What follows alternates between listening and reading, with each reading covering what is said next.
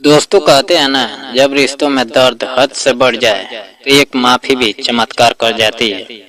और ठीक ऐसा ही हुआ पंजाब के जालंधर के एक छोटे से मोहल्ले में, जहां एक माँ, एक बेटा और एक बहू, तीनों के बीच की गलतफहमियां एक पूरे घर को उजाड़ देती है।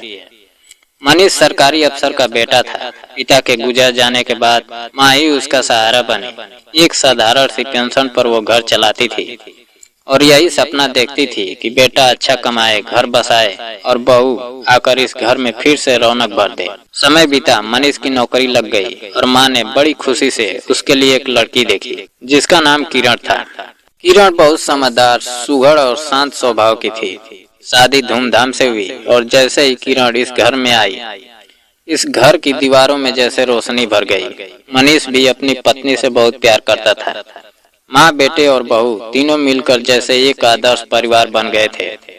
किरण हर रोज सास के पैर छूती, मनीष के लिए टिफिन पैक करती और घर को इतने सलीके से संभालती कि मोहल्ले में चर्चा होने लगी। 3 साल यूं ही बीत गए, ना किसी से झगड़ा देखा, ना कोई शिकवा शिकायत सुनी। फिर एक दिन सब कुछ बदल गया। मनीष की बड़ी बहन रेखा, जिसका पति एक हादसे में गुजर गया था, वो अपने मायके से लौट आई।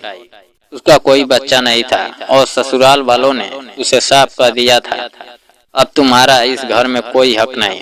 रेखा टूटी हुई थी। माँ ने उसे सीने से लगा लिया और कहा, बेटी, यह घर भी तेरा ही है, जब तक चाहे रह। शुरू में सब ठीक चला, लेकिन धीरे धीरे रेखा के मन में एक टीस उठने लगी। वो देखती कि घर में किरण का कितना सम्मान है, माँ बेटे का रिश्ता कितना गहरा है, और शायद उसी जलन ने उसके मन में जहर घोलना शुरू कर दिया। धीरे धीरे वह माँ के काम भरने लगी। माँ, किरण अब बदल गई है। माँ, अब वो तुम्हारी उतनी इज्जत नहीं करती। माँ, वो मनीष को तुमसे दूर कर रही है। माँ सीधी सादी थी, बेटी के मुंह से निकली बातों को सच मानने लगी। एक दिन की बात है, मनीष दफ्तर गया हुआ था। घर पर सिर्फ माँ, रेखा और किरण थी। दोपहर के वक्त कोई दरवाजे पर आया। किरण ऊपर छत पर थी, मोबाइल में बात कर रही थी, क्योंकि घर के अंदर नेटवर्क नहीं आता था। तभी रेखा ने देखा कोई लड़का दरवाजे से भागा और उसने ये बात बढ़ा चढ़ा कर अपनी माँ को बता दी। माँ के मन में भी शक बैठ गया। वो गुस्से में बोली, ऐसी बहू को तो घर से निकाल देना चाहिए। शाम को जब मनीष लौटा तो माँ ने आंसू भरे स्वर में कहा, तेरी पत्नी ठीक नहीं है बेटा, वो किसी से छुप कर बात करती है। मनीष को विश्वास नहीं हुआ।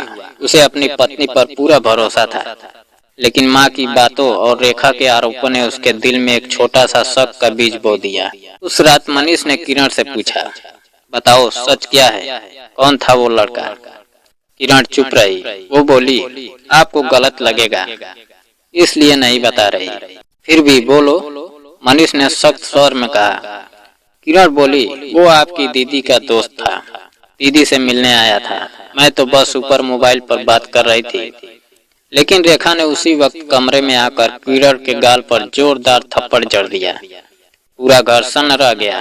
किरण की आंखों से आंसू बहने लगे और वो अपने कमरे में जाकर फुट फुट कर रोने लगी। मनीष बीच में फंसा था। एक तरफ माँ और बहन की बातें, दूसरी तरफ पत्नी की मासूम आंखें। उस रात घर में कोई नहीं सोया। अगले दिन सुबह रेखा ने रोते हुए कहा, अगर तुम अपनी पत्नी को घर से नहीं निकालोगे तो मैं अपनी जान दे दूंगी। उसने मुझ पर इल्जाम लगाया है। माँ भी डर गई। मोहल्ले की बदनामी का डर और बेटी के दुख का डर था। मनीष ने अपने मन पर पत्थर रखकर किरण को आवाज दी और कहा, तुम्हें यह घर छोड़ना होगा, अब मैं तुम्हें और नहीं रख सकता। किरण ने कहा, मैंने कुछ गलत नहीं किया मनीष, लेकिन अगर तुम्हें लगता है कि मेरी मौजूदगी से तुम्हारी बहन का दिल दुखेगा तो मैं चली जाती हूँ। उसने आंसू पोंछे, थोड़ा सामान बांधा और चुपचाप दरवाजे से बाहर निकल गई। पीछे बस उसके पायल की धीमी सी आवाज रह गई। मनीष ने बहन और माँ की बातों में आकर कानूनी कार्रवाई शुरू कर दी। कुछ ही हफ्तों में किरण को तलाक का नोटिस मिल गया। वो टूटी नहीं पर अंदर से बुझ जरूर गई।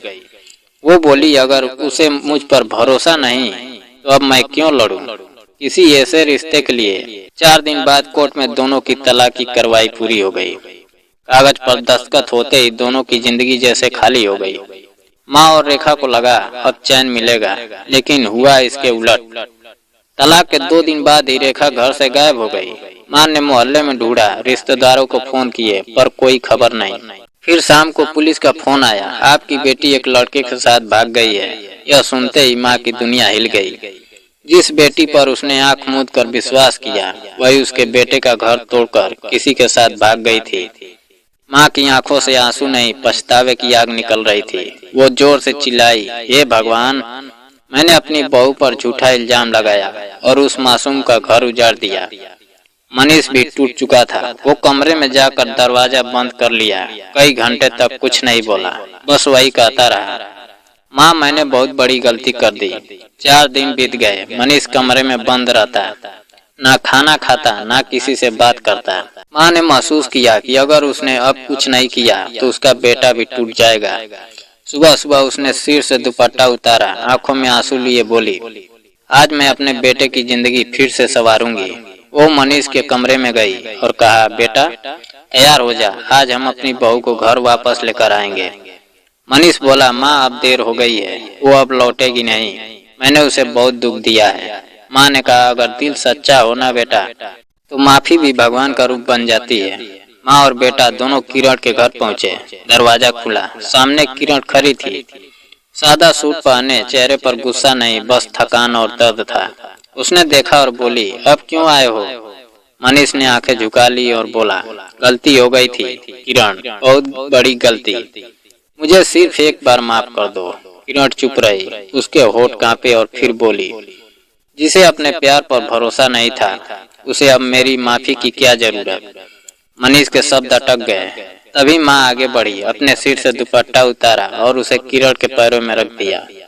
आंसू बहाते हुए बोली, बेटी तेरी आंखों का पानी मैं नहीं समझ पाई, अब समझ आ गई है, गलती मेरी थी, मैंने तुझ पर झूठा इल्जाम लगाया, मेरी ममता अंधी थी। पूरा माहौल सन्न हो गया। किरण की आंखें भी भर आई। उसने कांपते हाथों से वो दुपट्टा उठाया, धीरे से माँ के सिर पर वापस रख दिया और बोली, माँ आपकी गलती नहीं थी, गलती उस वक्त की थी जब किसी ने झूठ को सच बना दिया। मनीष नीचे झुक गया और बोला, किरण अब मैं बस एक बार तुमसे कहता हूँ, मेरे साथ चलो, माँ की कसम जिंदगी भर तुम्हें कभी नहीं रुलाऊंगा। किरण ने आंसू पोंछे, उसकी आवाज टूटी हुई थी। वो बोली, मनीष मेरे दिल में अब भी प्यार है, लेकिन भरोसा टूटा है, वो भरोसा जो किसी भी रिश्ते की नींव होता है। मनीष कुछ नहीं बोला, बस सिर झुकाए वहीं बैठ गया। माँ रोती रही, कहती रही, बेटी इस बुजुर्ग माँ की लाज रख ले। किरण ने एक लंबी सांस ली, फिर धीरे से बोली, माँ आपकी माफी मेरे लिए भगवान का वरदान है, और अगर आज आप खुद चल कर आई हैं तो शायद यही भगवान का संकेत है कि मुझे भी रिश्ते को एक मौका देना चाहिए। फिर उसने मनीष की ओर देखा और बोली, मनीष अब यह रिश्ता तभी चलेगा जब तुम अपने हर फैसले में सच्चाई को देखोगे, ना कि किसी के कहने पर चलोगे। मनीष ने सिर उठाया और बोला, हाँ मैं वादा करता हूँ। तीनों घर लौटे। वो घर जो 4 दिन पहले सुना था फिर से आवाजों से भर गया। रसोई में बर्तनों की खनक, आंगन में तुलसी की महक और माँ के चेहरे पर वो मुस्कान जो शायद सालों बाद लौटी थी। रात को मनीष अपनी माँ से बोला, माँ अगर उस दिन आपने माफी ना मांगी होती तो आज मेरा घर फिर से ना बसता।